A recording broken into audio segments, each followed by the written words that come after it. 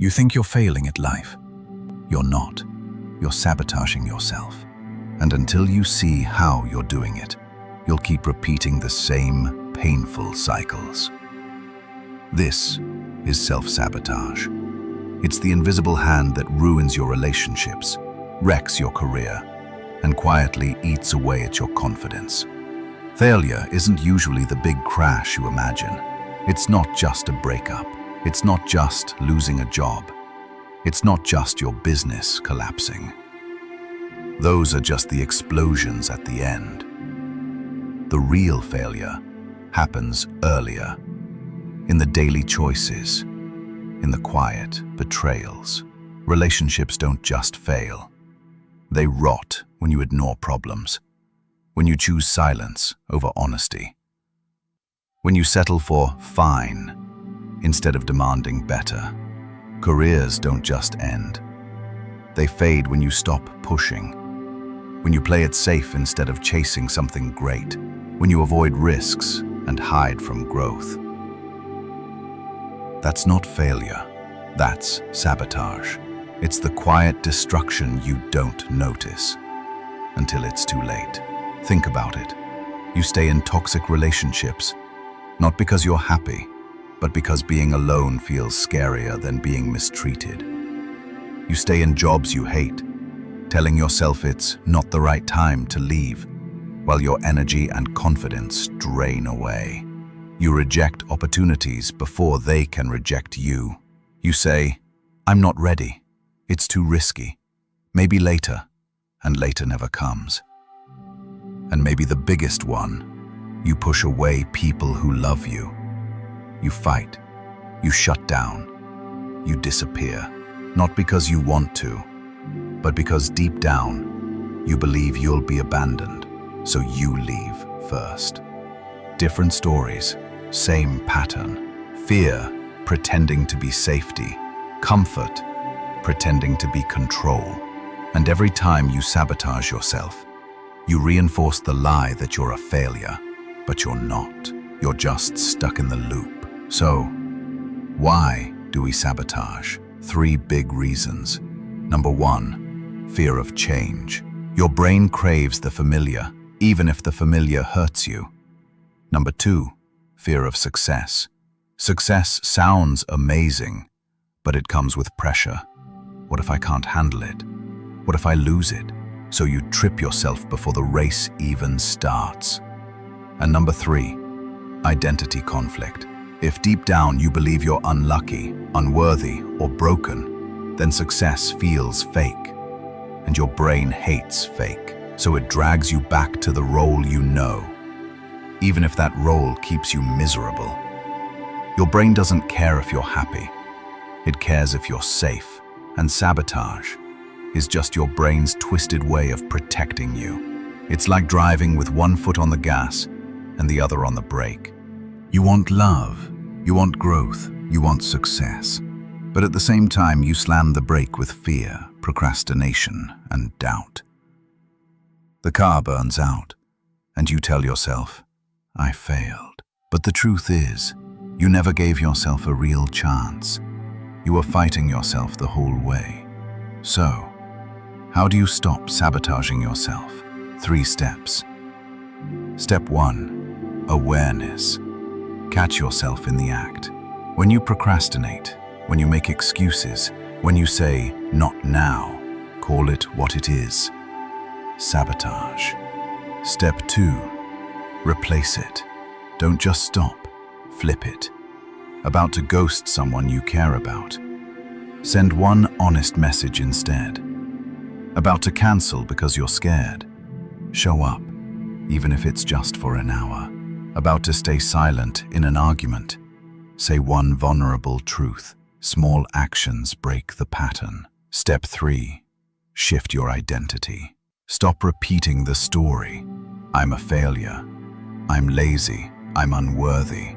Those are lies, old labels that don't serve you anymore. Say this instead. "I'm someone learning to show up differently. I'm someone who follows through. I'm someone who chooses growth." Identity drives behavior. Change the story, and you change the cycle. So let's circle back. You think you're failing, but you're not. You're sabotaging yourself, and now you see it, which means you have a choice. You can keep repeating the cycle, or you can break it, one small action at a time. Remember this: you don't fail, you self-sabotage, and when you stop, you'll be shocked at how far you can go. Rejection doesn't just bounce off, it sticks. You feel it in your body, it plays on repeat in your mind, and suddenly your confidence takes a hit. That's because rejection isn't just about the moment. It taps into our need to belong, and it messes with how we see ourselves. But here's the flip side. The same thing that makes it so painful also makes it powerful. Marilyn Monroe was told she didn't have the right look, the right voice, or the right presence. She was turned down again and again, and each no made her question herself. That constant pushback, that feeling of being overlooked, can shake anyone's confidence. It can make us doubt our abilities, our worth, and even the dreams we hold closest. It lingers in our minds and shapes the stories we tell ourselves. That sting, the disappointment, the self-doubt, the feeling of being overlooked is exactly what gives rejection its power. It forces us to pause, to notice what's holding us back, and to confront the gaps between who we are and who we want to be. The very thing that hurts the most can also push us to grow, to sharpen our skills, and to prove to ourselves what we're capable of. Pain and progress are often two sides of the same coin, and rejection sits right at that intersection. Simply something to endure. It can be a source of insight. Zhang experimented with intentionally seeking rejection and discovered that each no can reveal unexpected opportunities and teach new ways to tackle challenges. Research supports this too. People who treat rejection as feedback rather than failure tend to take bolder risks, innovate faster, and form stronger connections. Rejection, when approached with curiosity, can act as a teacher. Rejection touches everyone, whether it's in career, relationships, or personal goals.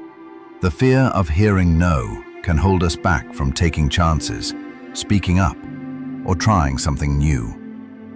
But the more we confront it, the more we realize that it's rarely a reflection of our value. It's often just a momentary judgment or someone else's perspective. Each no can teach us something if we pay attention: how to communicate better, how to refine our approach, or simply how to grow stronger and more resilient. And this is where Marilyn Monroe's journey comes full circle. Those early setbacks didn't define her. Instead, they became the backdrop against which she honed her craft, built her confidence, and discovered the qualities that would make her unforgettable. Each door that initially closed pushed her to refine her skills, develop resilience, and find the opportunities that truly fit her. Her story reminds us that being told no doesn't make us failures. It's often the process that shapes who we're meant to become. You call it overthinking, but it's really your mind begging for control in a world that refuses to be controlled. You sit there replaying conversations, reanalyzing choices, trying to solve problems that only exist inside your head. And somewhere in that endless loop, you start mistaking fear for intelligence. Overthinking doesn't mean you're deep. It means your mind is tired, carrying too many what-ifs, too many unfinished endings, and too many memories that never got closure. At its core, overthinking is a form of self-protection. Your brain believes that if it can predict pain, it can prevent it.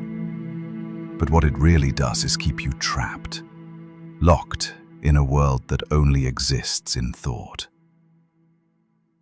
What we call analysis is often fear disguised as logic. Every overthinker was once a child who learned that safety came from being careful. You watched people argue, saw things fall apart without warning, and decided that awareness equals survival. You became hyper-aware, not out of curiosity, but out of fear.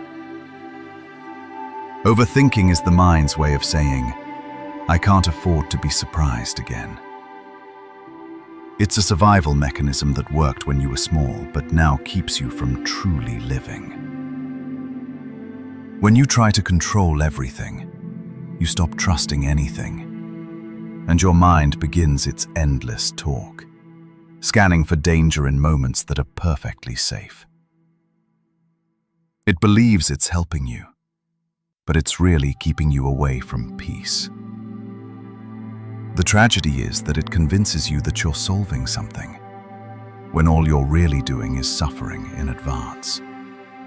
Every what-if feels urgent, every scenario real. Yet in chasing certainty, you lose the ability to rest. Peace doesn't come from figuring everything out. It comes from finally accepting that you can't. The overthinker's mind is like a movie projector that never turns off, replaying moments that hurt, editing conversations that went wrong, writing alternate endings to stories already over. You rewrite, relive, and reanalyze, thinking if you get it right in your head, you'll move on. But you don't. Because the mind isn't trying to understand, it's trying to control what it never could. Every time you enter that loop, your nervous system reacts, your heart beats faster, your stomach tightens, and you feel danger even when there is none. That's the hidden cost. You don't just lose sleep, you lose presence. You stop trusting life and yourself, and eventually, you stop living, because your entire life happens inside your head. The loop feels familiar at first, even comforting, because thinking gives you a sense of order. But soon you start craving the chaos it brings, addicted to your own thoughts. Each one gives a tiny hit of control, a small illusion of progress, and the brain rewards thinking even when it brings pain. Overthinking is never just about thoughts, it's about fear. Fear of failure, judgment, and powerlessness. Every what if is a warning from your past. A message saying, once life hurt you. Don't let it happen again. You weren't born to overthink, you were taught to. As a child, control meant safety. You learned that by watching closely, predicting outcomes, and preparing for every mistake, you could survive. And it worked for a while. But years later, the world has changed and your mind hasn't. The very mechanism that once protected you now keeps you small. It whispers, plan more, analyze more, think harder. But it never says, trust yourself, trust life, let go. The cruel paradox is that you overthink to avoid pain, but trap yourself in another, quieter pain that gnaws at you every day. The truth is harsh yet simple. Your mind doesn't fear failure. It fears uncertainty and letting go. And because it can't accept what it cannot control, it spins endlessly. Breaking the cycle doesn't start with thinking harder. It starts with noticing. Become aware of the loop. Catch yourself before you spiral. And gently remind yourself, this is just my mind talking. Accept that some questions will never have perfect answers, that some outcomes cannot be controlled. Acceptance doesn't make you weak, it makes you free. Ground yourself in the present, the sounds around you, the feeling of your breath, the small details that remind you you are alive and capable of feeling life itself. Then take action. Thinking alone cannot create peace.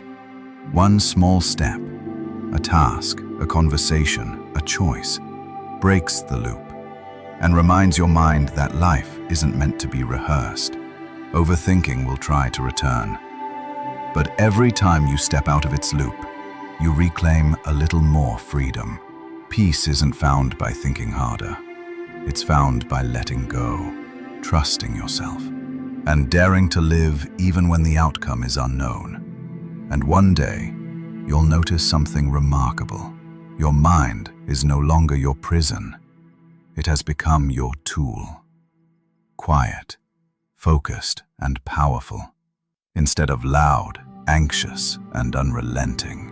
If this video gave you clarity or made you pause for a moment, hit like, share it with someone who might need it, and subscribe to continue this journey of understanding your mind and mastering your thoughts.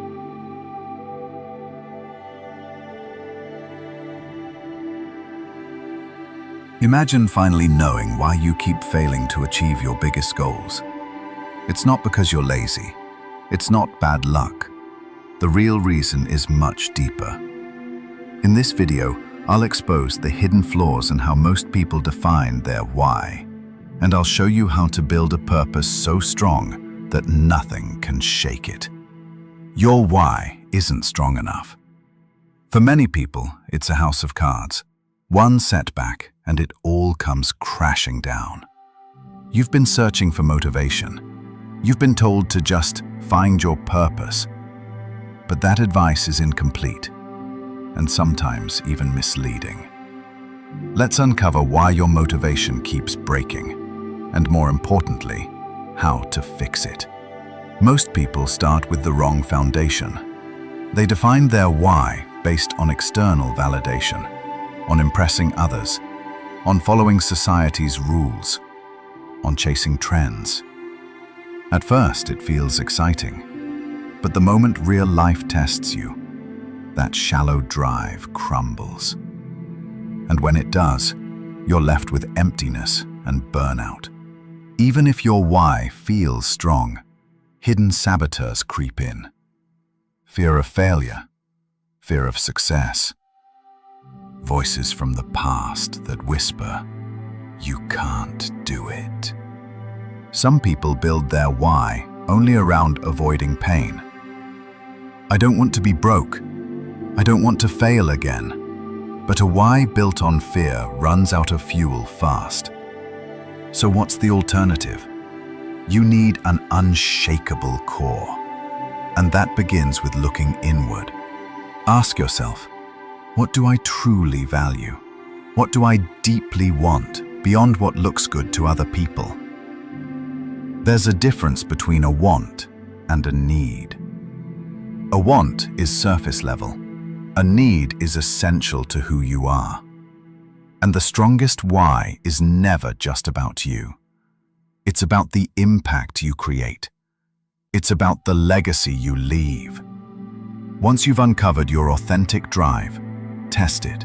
Ask yourself, will this purpose survive when everything goes wrong? Then, align your daily actions with that purpose. Because without alignment, purpose is just theory. But with alignment, every small action becomes fuel for unstoppable momentum. And remember, your why will evolve as you do. It's not fixed. It's alive. It grows with you. Now, let's go beyond motivation. Because motivation fades, systems last. Translate your why into simple goals and daily habits. Build a community or accountability system around you. Because when resistance shows up, and it always does, systems and support keep you moving. That's how you create long-term resilience. That's how you find fulfillment. That's how you achieve what once felt impossible. So let me ask you, is your why unshakable? Or is it built on sand? If you're ready to build a purpose that never collapses, subscribe and join me on this journey. This isn't about quick hacks. It's about building a foundation you'll never regret.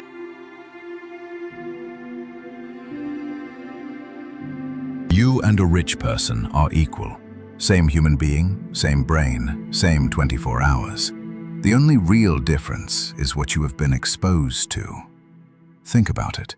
There are opportunities all around us. A business idea that looked too simple, too ordinary, something you passed every day without noticing. Someone else saw it, acted on it, and now you look at them and call them successful. The opportunity was never hidden. It was always there. The difference is that they were trained to see it, while you were trained to walk past it. And listen, this is not your fault. Where you were born, who raised you, what you were taught, those things shaped the way you see the world. If you grew up in a place where survival was the focus, you were trained to notice problems, not opportunities. If you grew up where people constantly talked about business, money, ideas, you were trained to notice openings, to take chances. That's why Malcolm Gladwell, in his book Outliers, says success is never just about talent. It's about timing, exposure, and circumstances. Bill Gates was smart, yes, but he also had rare access to a computer at a young age, when almost nobody else did. That exposure made all the difference. Without it, the story of Bill Gates might have been completely different. Now here's something that might feel uncomfortable. Not everyone born into struggle stays there. You've seen this. Two people grow up in the same neighborhood. They walk the same streets, go to the same schools, maybe even sit in the same classrooms. Yet one of them makes it, becomes successful, while the other stays stuck. And if you're honest, you might have even thought, but I'm smarter than him. How come he's the one who got ahead? It can look like luck. Sometimes we tell ourselves, he was just lucky, or she knew the right person. And yes, sometimes timing plays a role, but more often than not, it's about how they think, how they respond to the same environment. They both saw the same streets, but one of them trained their eyes to see possibility, while the other only saw limitation. Carol Dweck, in her book Mindset, explains this difference. She talks about the fixed mindset and the growth mindset. A fixed mindset says, "This is who I am, I can't change. Life is unfair." A growth mindset says, "I can learn, I can adapt, I can grow." The two kids might face the same obstacle, but the one with a growth mindset sees it as a challenge, a doorway, a chance to get better. The other sees it as proof they should give up. Same environment, different mindset, different result. Another book that opens your eyes to this is The Millionaire Next Door by Thomas Stanley. It shows that many millionaires don't come from money, and they aren't necessarily more educated or more talented than their neighbors. The difference is in their habits, the way they view money, the way they make decisions. Some people in the same neighborhood quietly save, invest, and build wealth, while others spend every shilling they make trying to look rich. Over time, the gap widens until it looks like luck, but really, it was daily choices driven by a different way of thinking. And Robert Kiyosaki's Rich Dad, Poor Dad ties in again here.